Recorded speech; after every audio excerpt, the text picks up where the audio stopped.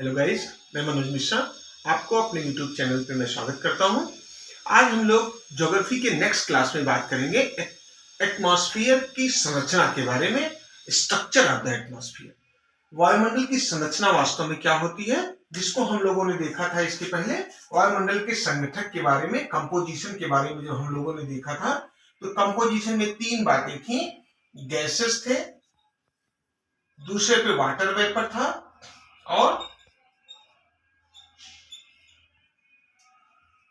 Water vapour के साथ साथ थर्ड पे था डस्ट पार्टिकल, जिसको हम लोगों ने आसानी से एक एक करके देखा था। उसमें हम लोगों ने देखा गैसेस मुख्य रूप से nitrogen, oxygen, argon, carbon dioxide, neon, अक्रिय गैसों में, और हाइड्रोजन। बहुत सूक्ष्म मात्रा में ये सब थी।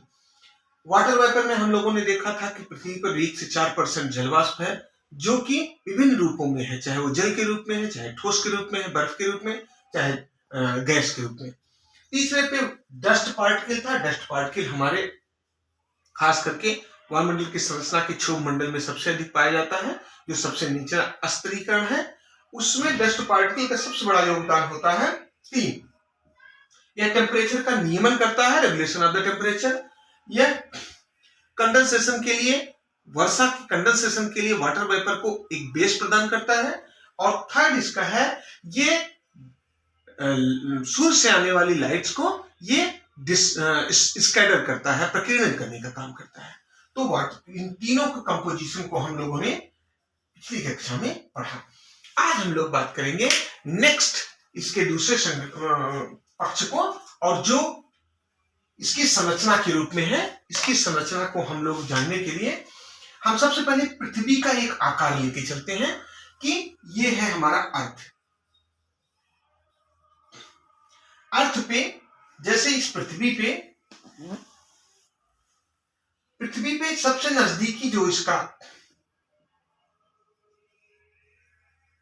क्रम है, सबसे निचले हिस्से पर क्षोभ मंडल कहा जाता है। इसको हम लोग क्षोभ मंडल कहते हैं, जिसे इंग्लिश में हम लोग ट्रोपोस्फियर नाम देते हैं। क्षोभ मंडल, ट्रोपोस्फियर।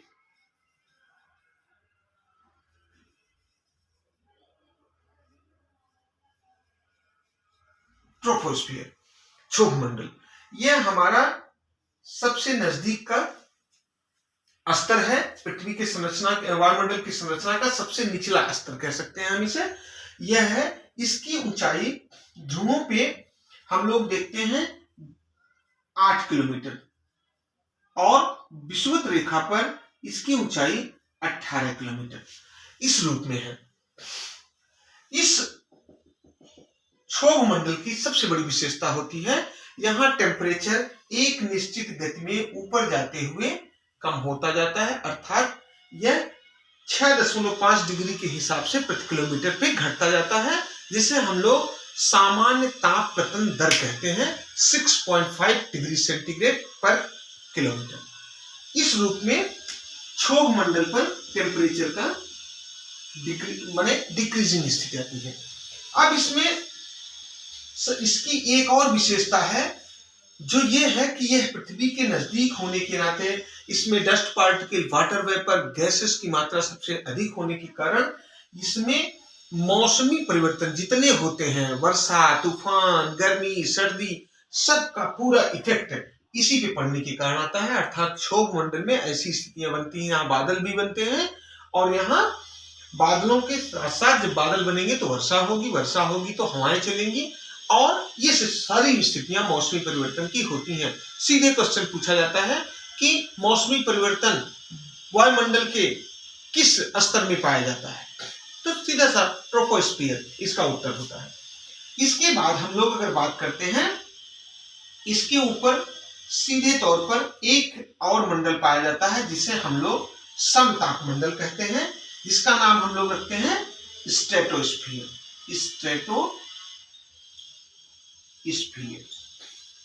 अब ये समताप मंडल नाम से ही है, जिसका तापमान समान हो। अब समताप मंडल की जो ऊंचाई होती है, यह 10 किलोमीटर से 50 किलोमीटर तक होती है। ये 10 किलोमीटर से 50 किलोमीटर होती है। इसमें जो 20 से 25 किलोमीटर का एक भाग होता है उसे हम लोग ओजोन लेयर कहते हैं। एक पहला क्वेश्चन बन जाता है कि ओजोन लेयर वायुमंडलीय संरचना के किस स्तर में पाया जाता है, तो इसका सीधा उत्तर है समतापमंडल, या इसे हम लोग कहते हैं स्ट्रेटोस्फीयर। ठीक। अब समान ताप होता है, हवाएं बहुत धीमी चलती हैं, तो इसकी इन दो विशेषताओं के चलते ही जो दूरगामी चलने वाले जहाज होते हैं, जैसे एरोप्लेन होते हैं, वो एक बार शुरुआत तो क्षोभ मंडल से करते हैं, लेकिन फिर उसके बाद वो इस समताप मंडल में आके अपने आप को व्यवस्थित कर लेते हैं। यहाँ मौसमी परिवर्तन की घटनाएं कम से कम होती हैं, आसमान साफ होता है, इसलिए एरोप्लेन गति सर्वाधिक रूप से समताप मंडल में करता है। दूसरा, ओजोन लेयर इसकी विशेषता है।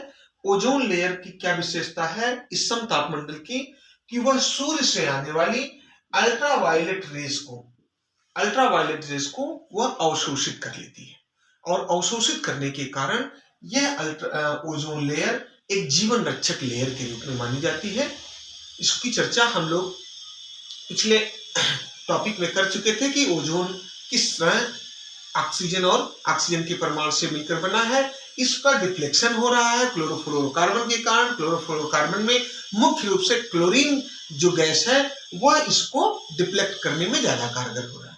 अगर गैसेस के रूप में पूछे तो क्लोरोफ्लोरोकार्बन, अगर तत्व के रूप में पूछे, एक सिंगल गैस के रूप में पूछे तो क्लोरीन इसको डिफ्लेक्ट करने में ओजोन मंडल को सबसे ज्यादा योगदान दे रहा है।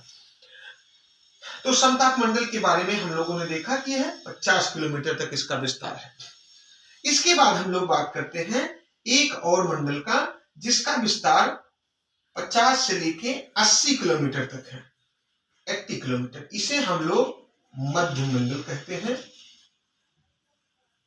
मध्य मंडल, अब तक हम लोग देखे कि तापमान ऊपर जाने पे धीरे धीरे कम होता जाता है। केवल ओजोन मंडल में, समताप मंडल के ओजोन लेयर में टेम्परेचर एक बार तेजी से उठता दिखाई देता है, फिर उसके बाद सामान्य स्थिति बनती है। ओजोन लेयर में इसलिए कि वह अल्ट्रावायलेट किरणों को अवशोषित करने के कारण उस स्तर में ज्यादा टेम्परेचर हो जाता है, फिर टेम्परेचर ऊपर जाने पे घटता जाता है। और मध्य मंडल में यह इसकी गिरावट तेजी से होती है। इसको हम लोग मीजोस्फीयर नाम देते हैं, मीजोस्फीयर। और इस मीजोस्फीयर में टेम्परेचर अचानक कम होने की स्थिति में यह -100 डिग्री सेंटीग्रेड तक पहुंच जाता है, लेकिन बाकी स्थितियां सामान्य सी होती हैं। तो इस क्रम में अब हम लोग बात करें, इसके बाद की जो लेयर है वो लेयर है 80 से लेके 640 किलोमीटर तक, और 640 किलोमीटर तक इस लेयर को हम लोग आयन मंडल कहते हैं। आयन मंडल से अभिप्राय आयनोस्फीयर से है। इसे हम लोग तापमंडल भी कहते हैं, थर्मोस्फीयर भी इसका नाम दिया जाता है। ठीक है, थर्मोस्फीयर या आयनोस्फीयर, थर्मोस्फीयर या आयनोस्फीयर या आयन मंडल। अब हम लोग इसकी एक चर्चा करते हैं। इसकी सबसे बड़ी विशेषता है, जो प्रश्नों में पूछा जाता है, कि जो हम लोग ये बेतार प्रणाली से मोबाइल से बात कर लेते हैं, हम लोग धारावाहिक देख लेते हैं, जैसे पुलिस वाले अपना रेडियो सेट की सहायता से अपने लोकल थानों से जुड़ाव रखते हैं। ये बेतार प्रणाली का कैसे इस्तेमाल होता है, तो बेतार प्रणाली के लिए ये सबसे बड़ा कारगर होता है आयन मंडल। आयन मंडल से ही वो तरंगे रिफ्लेक्ट होके हमारी पृथ्वी पे पुनः हमें वापस होती हैं। इस लेयर को हम लोग उपयोग में लाते हैं। इसमें 4 लेयर होती हैं, डी लेयर, ई लेयर, एफ लेयर और जी लेयर।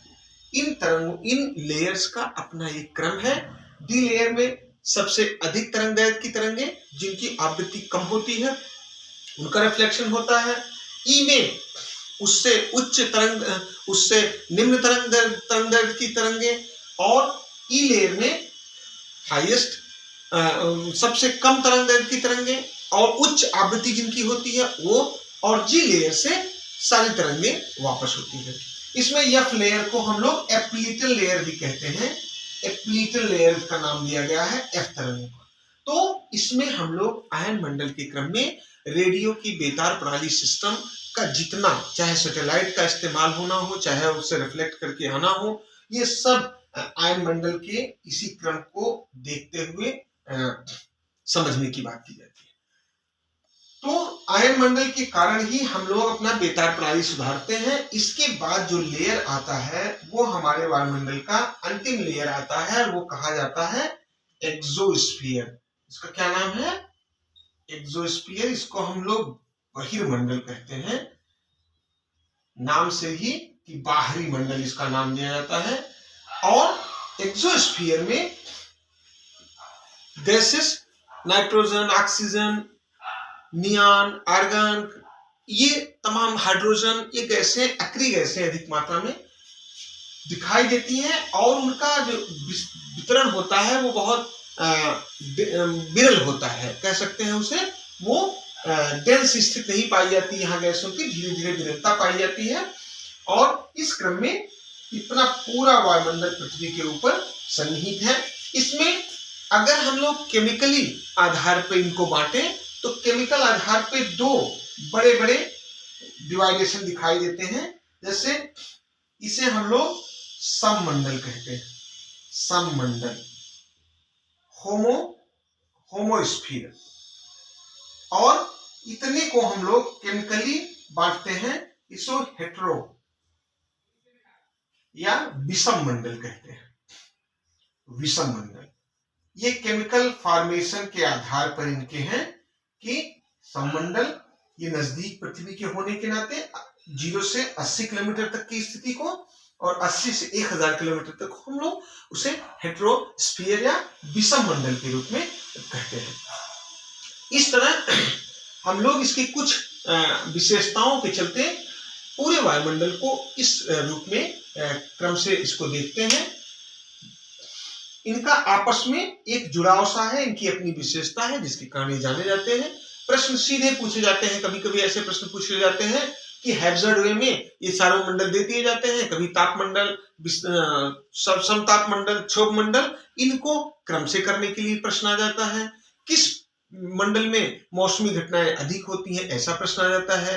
किस प्रश्न में बेतार प्रणाली का सीधा उपयोग हो जाता है, किस लेयर से, उसका प्रश्न आ जाता है। किस मंडल में तापमान एकाएक घट जाता है, मध्य मंडल ऐसा है, उत्तर इसका, यह भी पूछ लिया जाता है। तो इस तरह के कुछ प्रश्न हैं, इनके क्रम से ये पूछे जाते हैं, जिसके लिए ये इम्पोर्टेंट टॉपिक है। आप मैं चाहूंगा कि इसको लाइक करें, सब्सक्राइब करें और शेयर भी करें अपने दोस्तों को, जिससे ज्ञान का एक प्रवाह है। Thank you.